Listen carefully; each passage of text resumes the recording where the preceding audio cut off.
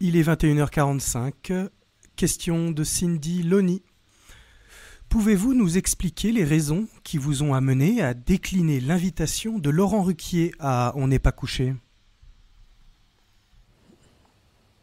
Alors oui, moi je n'ai pas de secret, je suis toujours très transparent. Il s'est trouvé que j'avais été approché par le collaborateur principal de Laurent Ruquier, que je connais depuis 2014 lorsque j'avais été invité une première fois, qui m'a invité du jour pour le lendemain pour participer à On n'est pas couché. J'ai trouvé le processus, la façon légèrement cavalière de m'inviter du jour, enfin peut-être 36 heures avant.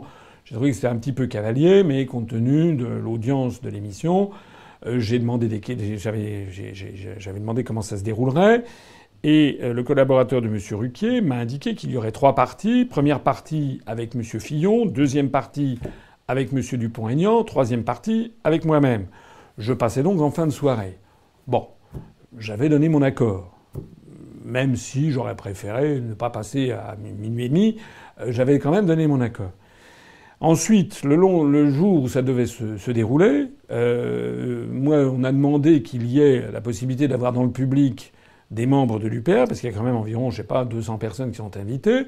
On nous a fait comprendre qu'on n'aurait que 4 ou 5 places. Je l'ai eu saumâtre, parce que je me suis dit, oui, mais alors c'est très gentil tout ça, mais si dans le public, ce sont des gens qui sont des partisans d'autres candidats et qui se mettent à me siffler pendant l'émission, c'est quand même pas correct. C'est un véritable traquenard.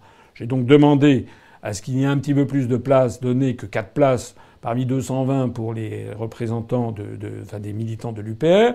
Ça m'a été refusé. J'ai quand même dit à un certain nombre de nos militants de se rendre sur place. Ce qu'ils ont fait. Et à leur grande surprise, j'ai été informé en temps réel, 1 heure avant que je ne parte à l'émission, j'ai découvert ce que personne ne m'avait dit, c'est que M. Fillon avait droit à 50 minutes, M. Dupont-Aignan à 30 minutes, et moi, j'avais droit, non seulement je n'avais droit qu'à 20 minutes, mais ces 20 minutes étaient divisées en 2, puisque je devais être sur le même plateau que M. Cheminade.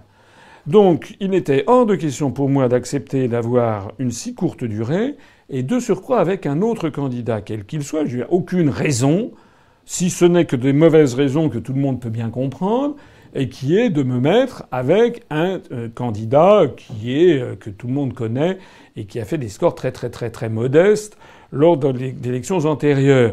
Il n'y avait aucune raison. Je l'ai donc fait savoir, j'ai dit non. Voilà, j'ai dit que ça ne m'avait pas été annoncé, que si on m'avait dit les conditions dans lesquelles ça se déroulait, j'aurais dit non.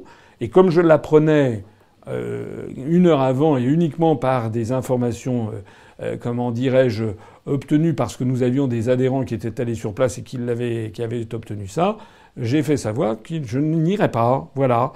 Alors à ce moment-là, ça a fait un petit pataquès. On est oulala, bon. Mais non, moi je ne vais pas ramper, je ne vais pas me mettre à 4 pattes pour participer à une émission d'ailleurs où on me charcute, je n'ai jamais oublié ce qui s'était passé en 2014, où on va charcuter mes propos, on va ensuite faire des plans de coupe et éventuellement procéder à des amalgames divers et variés que je laisse tout un chacun imaginer. J'ai d'autant plus facilement dit non qu'il se trouve que je passais une excellente soirée dans une petite librairie du 14e arrondissement où j'étais reçu par une librairie hegelienne du nom du philosophe allemand Hegel. Et dans cette librairie hegelienne où j'ai été reçu par un certain nombre d'intellectuels ou de militants communistes, des membres du Parti communiste français, qui sont extrêmement intéressés par mes analyses et qui sont très intéressés par le fait d'avoir un candidat qui se réfère au Conseil national de la résistance, dont je rappelle qu'en 1944, il était présidé par Charles de Gaulle, qu'il y avait des gaullistes, mais il y avait une grosse partie de communistes. Et notamment le programme du CNR a été largement écrit par un communiste de l'époque qui s'appelait Pierre Villon. Voilà.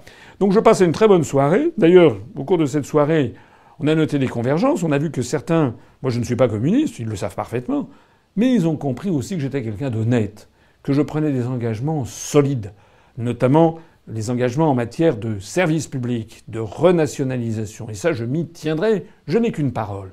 Et ça, ils en sont parfaitement conscients. Puis ils ont bien compris aussi le tour de passe-passe de M. Mélenchon ou de Mme Artaud ou de M. Poutou qui ne veulent pas sortir de l'Union européenne, qui proposent une autre. Ils l'ont parfaitement compris. Hein. Les gens, qu'ils soient de droite, du centre ou de gauche, les Français ne sont pas bêtes. Quand ils réfléchissent, ils se disent mais c'est vrai que c'est une entourloupe en définitive ces histoires. Parce qu'en fait, personne ne prend le moindre engagement, sauf François Asselineau. Moi, je prends un engagement ferme. Il y en a d'ailleurs eu deux de ces militants communistes qui ont accepté d'ailleurs quelques jours après de venir. Eh bien, pour les 10 ans, ils ont témoigné à la tribune de notre grande fête.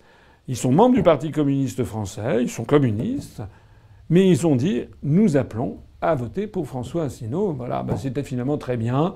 J'ai passé une excellente soirée.